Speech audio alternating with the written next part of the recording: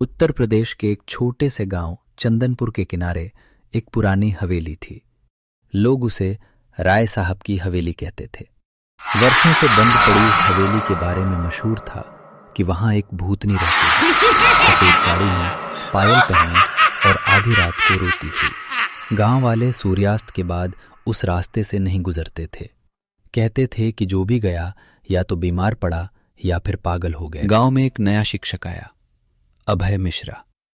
पढ़ा लिखा, निडर और अंधविश्वासों पर विश्वास न करने वाला।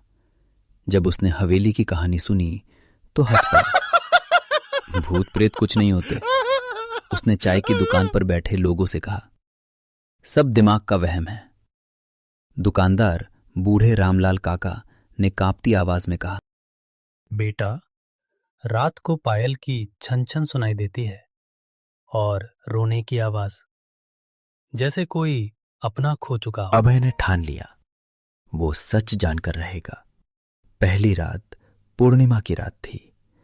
चांदनी में हवेली की दीवारें और भी डरावनी लग रही थीं। टूटी खिड़कियां, झूलते दरवाजे और अंदर थैली सन्नाटे की चादर। अभय हाथ में टॉर्च लेकर अंदर गया। अचानक पायल की धीमी आवाज। अभय रुका, दिल की धड़कन तेज। कौन है? उसने पुकारा। कोई जवाब नहीं। फिर वही आवाज, इस बार पास से। हवा ठंडी हो गई। टॉर्च की रोशनी झिलमिलाई। सामने सीढ़ियों पर एक आकृति खड़ी थी, लंबी सफेद साड़ी में, बाल खुले हुए। उसका चेहरा धुंधला था। मुझे मेरा बच्चा लौटा दो। धीमी करुण आवाज गूंजी। अभय का गला सूख गया। तुम कौन हो? आकृति धीरे धीरे सीढ़ियां उतरने लगी। वह देख उसे डर कर भाग गया। भूतनी की कहानी। अगली सुबह अभय गांव के बुजुर्गों से मिला। बहुत दबाव डालने पर रामलाल काका ने सच बताया। सालों पहले उस हवेली में राय साहब रहते थे।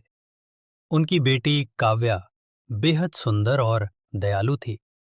उसकी शादी पास के शहर के एक जमींदार से हुई थी। शादी के कुछ महीने बाद काव्या गर्भवती हुई, लेकिन हवेली में लालच और साजिशों का जाल था। राय साहब के रिश्तेदारों को डर था कि बच्चा संपत्ति का वारिस बनेगा। एक रात काव्या अचानक गायब हो गई। लोगों ने कहा वो भाग गई, कुछ ने कहा उसने आत्महत्या कर ली, लेकिन सच्चाई किसी को नहीं पता थी। और तभी से हवेली में पायल की आवाज सुनाई देने लगी। दूसरी रात सच का सामना। अभय ने तय किया वो फिर जाएगा। इस बार वो कैमरा और रिकॉर्डर लेकर गया। रात के ठीक 12 बजे फिर वही आवाज, मेरा बच्चा, मेरा बच्चा। अभय ने साहस जुटाया। तुम्हारा बच्चा कहाँ है? अचानक हवेली की दीवारों से जैसे दृश्य उभरने लगे। चीखें, संघर्ष और एक छुपा हुआ तहखाना। अभय ने टॉर्च की रोशनी नीचे फर्श पर डाली। धूल हटाई।